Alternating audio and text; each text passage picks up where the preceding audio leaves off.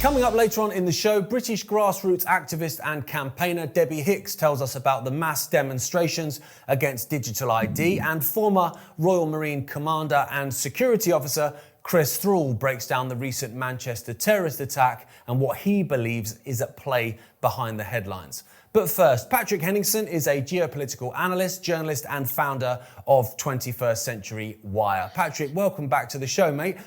What's going on with this new Trump Middle East peace plan? I saw Tony Blair, Patrick, and I thought, nah, I'm dreaming. But his name is actually being put forward to run Gaza. Are we? Honestly, what's happening, Patrick? What's going on? There is the threat, Gareth, of what everybody's scared of is a TB outbreak in Gaza, but we're not talking about the virus. We're talking about Tony Blair. And it looks like there is indeed a TB outbreak being planned for Gaza. So what you really need to understand about this is Francesca Albanese, who is the UN Special Rapporteur for the occupied Palestinian territories. She issued a report recently, a couple months ago, about the corporate machine that is enabling the genocide in Gaza. And this is the title of her report was From Economy of Occupation to Economy of Genocide. And it mapped out everything from the defense industry to BlackRock to Palantir to Google, Alphabet, etc. But that's all kind of hidden among this network that's indirectly facilitating the building of settlements, that's facilitating the genocide, the IDF, and so forth. What you have here with this Trump plan, which is being strategically put forward, and some big names have been attached to it to try to sell it. One of those is Tony Blair. This isn't hidden. This isn't a hidden network of indirect support. They're literally coming out. The mask is completely off on this. And the reason they're using Blair is because Tony Blair, for some strange reason, has a high profile amongst the Gulf states. And they needed to get the Gulf states to back this. This is like a continuation of the Abraham Accords. And so they needed to do this. And the other thing is, and this is the key, recently you've seen all of these states like the UK, France, suddenly come out, Canada, Australia, recognizing a Palestinian state after all these years. Why on earth did they do that? And why did they all do it at the same time? Because the Gulf Arabs said they would not support this Gaza rebuilding, reconstruction, gentrification, whatever you want to call it. They wouldn't do it unless there's concrete steps towards a Palestinian state. So this was a kind of virtue signaling by Western countries. But to me, it rings completely hollow because this plan, this Trump plan, which was originally the Gaza Riviera project, you remember that? Yeah. The reason it rings hollow is because it strips all sovereignty from Palestinians. They're not involved in this committee. So this has got to be one of the most grotesque developments of this whole saga. And so Tony Blair is being put forward as a kind of administrative viceroy. And all this is a Trojan horse for Jared Kushner, Trump's son-in-law, to come in with all of his corrupt property investment hooligans. Basically, first they need to depopulate Gaza of the Arab inhabitants. That's why they're going to drag this out over 2 years. It's to get rid of the native Palestinian population while announcing publicly that they're pursuing some kind of grand, noble peace plan. That's all this is. That's extraordinary that the Gulf states would back and have any sort of trust of Tony Blair. I'll be honest, I just thought they were trolling, but that makes far more sense if that's the case. Oh yeah, they love Tony Blair. Tony Blair was given this very peachy job after the Iraq War, a Middle East peace envoy, which he held until about 2015. And he occupied a posh hotel in Jerusalem. This was under Tony Blair Associates. He was using this to basically shoehorn all of these various deals, probably taking cuts and indirectly patronage as a result of being this kind of middleman there. Obviously, he didn't do a very good job as peace envoy. over those years, because look how the region has fallen apart. But he still has cachet with his name with the Gulf states, because they're very apolitical when it comes to U.S. imperialism, and they're all captured governments anyway. They serve at the pleasure of the Americans and the British at the end of the day. But to say the Palestinian Authority is going to take over Gaza after 2 years is patently ridiculous, because their plan, if you listen to the Israelis, forget about Trump, forget about Blair, listen to the Israelis. They want every last Palestinian out of Gaza. And so I can't believe they would sell this publicly, with the Israelis basically saying what the end game plan is publicly, and that they will never recognize a Palestinian state. And instead, they're saying, oh, we're going to put in this technocratic administration, and they're going to take charge in Gaza with no Palestinians involved at all. But we're going to hand it to the Palestinian Authority after 2 years. I mean, do you really trust anything these people are selling right now? So that's how I'm looking at it. And there's a few other issues that have creeped in on the back end of this, but we can talk about that. There's a big PR push at the moment, isn't there, by Israel in recent weeks? So they've taken over TikTok completely. They're now going for X, and quite open about that. Everyone from Reform MP Richard Tice to Tommy Robinson, they've gone and licked the wall and all that stuff. They're paying $7,000 for a positive tweet off an influencer. It's extraordinary, because I'm looking at that and I'm thinking, I don't think that's about what they've done in Gaza, because it's already done. Like, we've already seen it. You can't unsee what they've done. So is this, do you think, about getting their censorship, but two, their sort of PR agents in place for what they know is coming, whether it be, what they're going to do to Gaza, because and the same with you, Patrick, I don't believe for 1 minute they're going to let the Palestinians stay, or even for something with, war with Iran further down the line, do you think? Yeah, I think there's a real public image crisis, and the Israelis know this better than anybody, because they're looking at the analytics. And I think it was former Israeli Prime Minister Naftali Bennett, who served briefly between Netanyahu's stints, that basically said that they had blown previously to 18 months ago, they'd blown 150 million on paid social media. And the Palestinians, pro-Palestinian posts across all major social media networks were burying them 16-1 on an average ratio of 16-1. And of course, the pro-Palestinian stuff doesn't cost any money. So they're dropping 150 mil. This latest round, purchasing TikTok, purchasing CBS and Paramount, and then dropping another 150 million on influencers and stuff like that. You're talking about they're spending billions to try to change public opinion, and they're losing dramatically.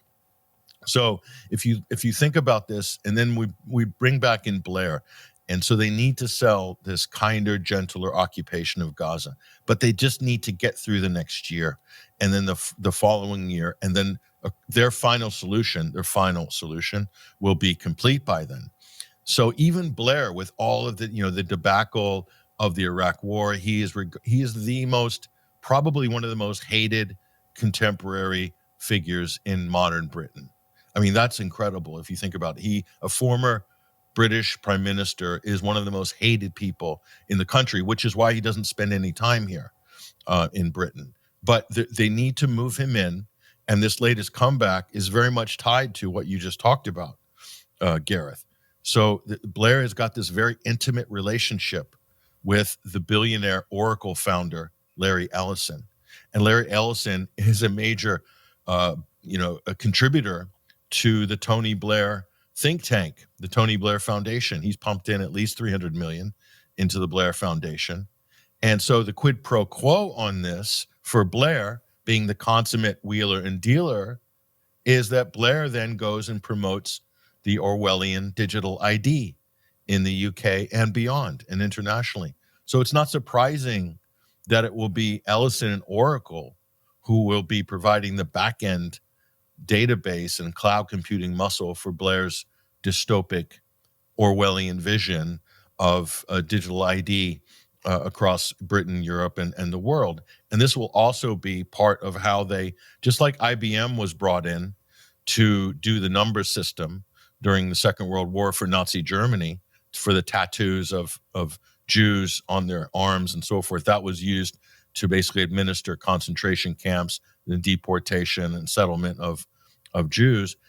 This, by the same token, these big tech companies, including Oracle, are basically providing this in the virtual space, and they will be doing this in Gaza, and they will be administering huge, probably the big concentration camps in the Sinai Desert.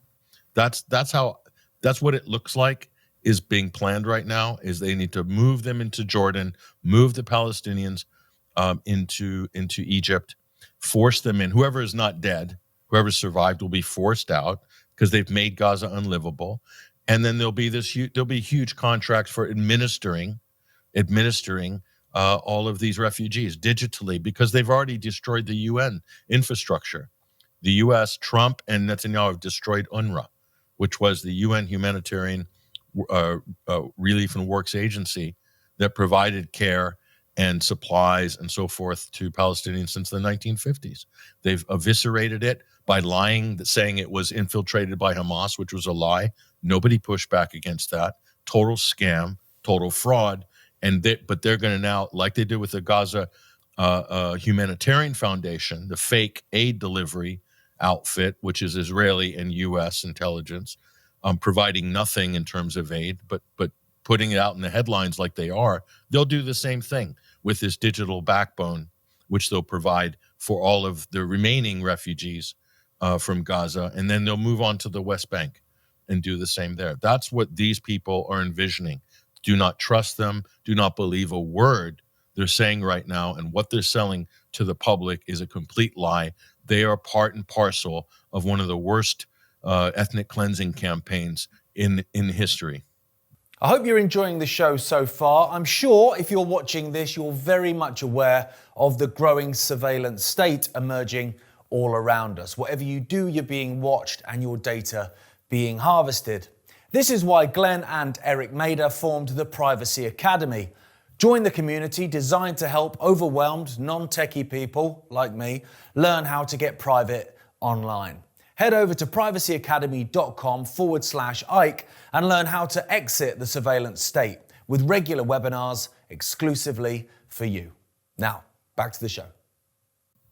Do you think as well, because when you're talking about forcing them out, refugees out into the Sinai in Egypt, forcing them out into Jordan, you've already got the Lebanon, you're occupying a portion of Syria. I'm looking at the Greater Israel map now, Patrick, and I'm thinking if you've got refugees in the Sinai, you can claim they're throwing rockets at Israel, and then you've got to go in there. And then in Jordan, they're throwing rockets, and you've got to go in there. And suddenly this expansion of buffer zones and settlements, and suddenly me and you are looking at a map in 20 years going, oh, mate, that's the Greater Israel. Well, we don't need to look in 20 years. Let's look back 20 years. This is exactly what Israel did to create a trap in South Lebanon. They pushed the PLO when Yasser Arafat was in charge of that organization, and other Palestinian resistance factions into South Lebanon, into Lebanon, and then used that as an excuse to attack Lebanon during the so-called civil war, Lebanese civil war in 1978, and then use that as a pretext to invade South Lebanon and occupy it for over 20 years. The exact same formula. They'll do the same thing in Egypt. They'll do the same thing the Sinai does. They'll say Hamas escaped to Egypt and they're in the Sinai amongst the refugee camps, and nobody's going to stop. The U.S. won't stop them. Egypt won't stop them. They'll just be doing airstrikes in Egypt or airstrikes in Jordan, airstrikes in, again, continuing in Lebanon. And that's how it's the same identical trap. And then if Hamas negotiators are in Cairo, then Egypt can expect that they'll be targeted with assassinations, maybe terrorist attacks, or maybe direct military strikes, as the Israelis attempted to do in Doha, in Qatar recently. I mean, that's the plan. And again, as you said, Gareth, stretching out these endless buffer zones to create Greater Israel. But Greater Israel isn't just about the territory directly controlled by Israel and its allies like the United States, but that all of the surrounding governments will be client states to Israel and will, under coercion, under threat of attack, under blackmail, nuclear blackmail, you name it. That's the real Greater Israel Project, is that all of these states around Israel will be, from the river to the sea and beyond, will be controlled by Israel. How does that work in terms of, public opinion? Because yes, they can get all that by force and they can, build that. But it doesn't matter how many $7,000 checks you sign to influencers, the public are against Israel. So it's going to basically just become like some pariah state. Or do they not care, Patrick? Are they not bothered? They don't care. Does Israel really care about public opinion? I mean, based on what we've seen the last 2 years, they don't care. They see right now that they're down the pitch and they're at the 5 yard line, the 5 meter line. They're ready to cross in for the final touchdown. That's the way they look at it. And so now the conversation amongst Israeli extremists, which is basically the entire government and most of Israeli society, is whether to go hard right now or go hard in 6 months or a year. That's the debate. That's the internal Israeli debate, because they all agree that Gaza needs to be ethnically cleansed. And there's no pushback or no problems with killing Arabs in Lebanon, in Syria, in Iraq, in Jordan, or wherever. So in Yemen, I mean, look at tried to assassinate the entire Yemen parliament. So this is basically a mafia state. This is a gangster state.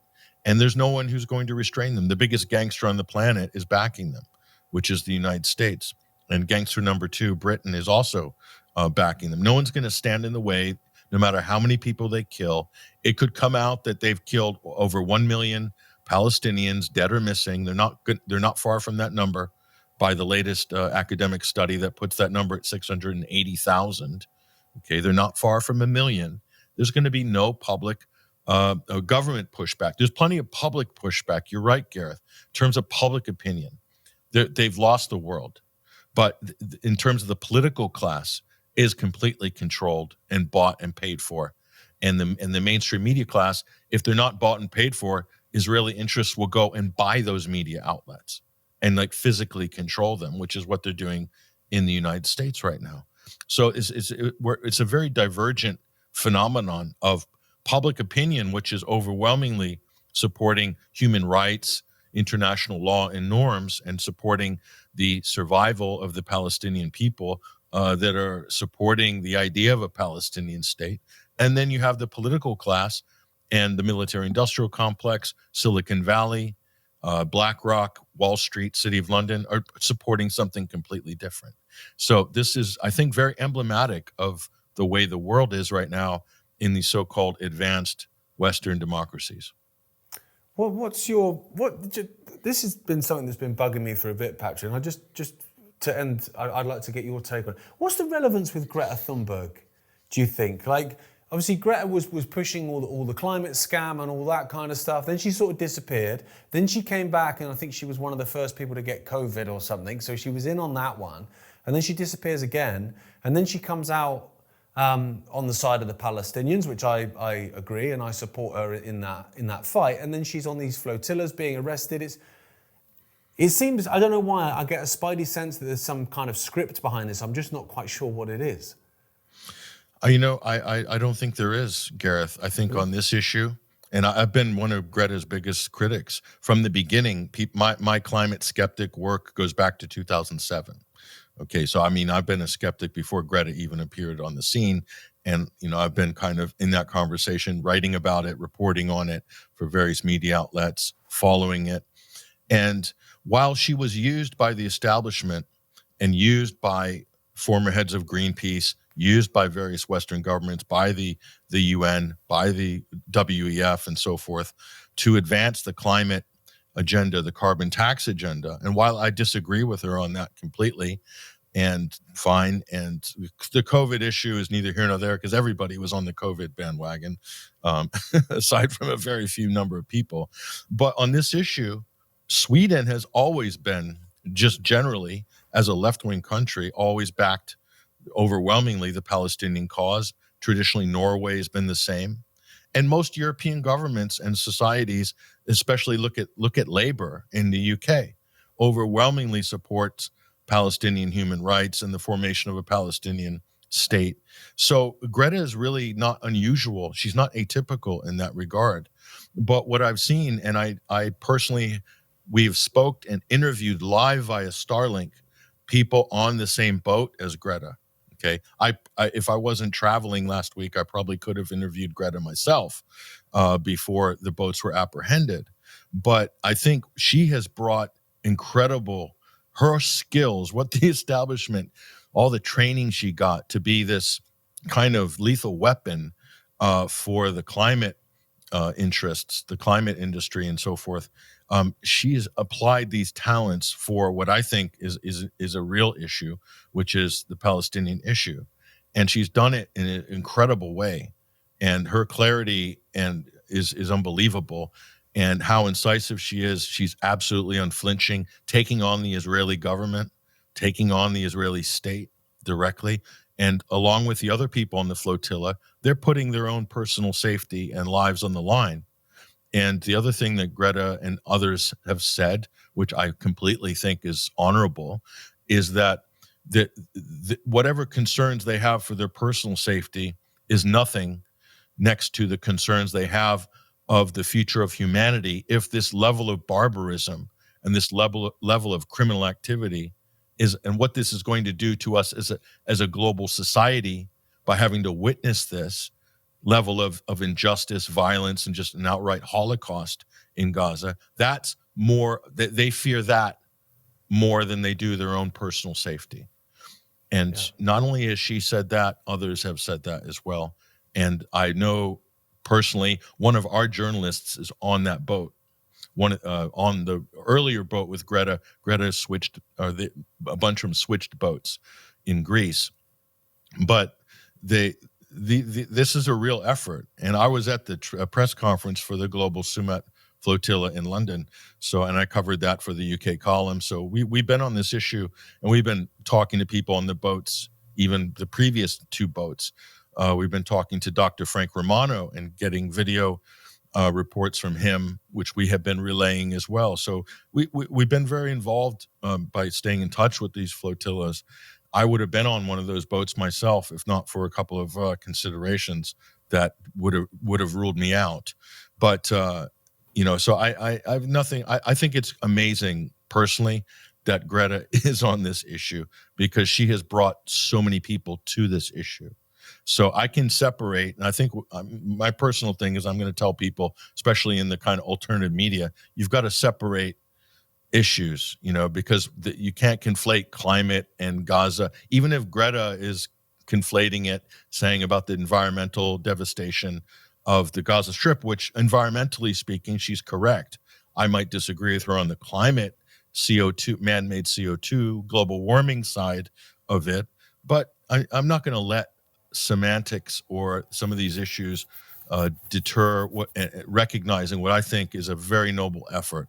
And I personally, I think what she's done and the way she's communicated it is unbelievable. It's incredible.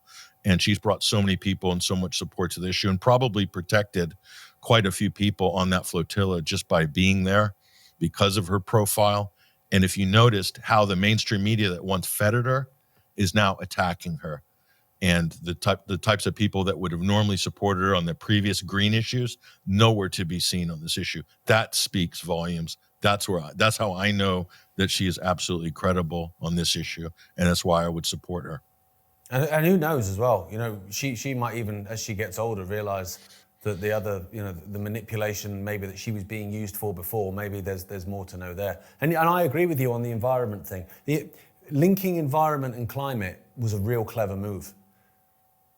Move. So suddenly you can connect, dumping plastic in the ocean with the world heating up, and things are not the same. But that's how they play it. I think we got to have that honest conversation, Gareth. And we also have to say, for instance, and be open. You know, if I have a conversation with somebody who's in that space, and look, I don't agree with you on this issue, but man, I support you 110% on this issue, and you're going to get my support in perpetuity. There's nothing that's going to stop that.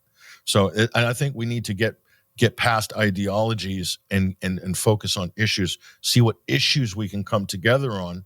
We might disagree on ideologies, on other issues, but clearly this is an issue that it shouldn't be ideological what's going on in Gaza at all.